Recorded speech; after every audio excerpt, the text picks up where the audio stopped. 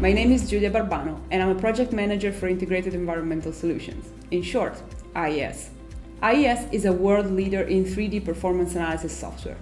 We invest over a quarter of our turnover in R&D to ensure that our tools remain the most pioneering and innovative. In Stream-0D, IES will provide the high-performance cloud to the project. The cloud platform will provide secure collection, storage, and access to the large amount of data that is continuously generated in the pilot lines. Right now, we are already collecting data from the pilots and making it available for the process models and decision making.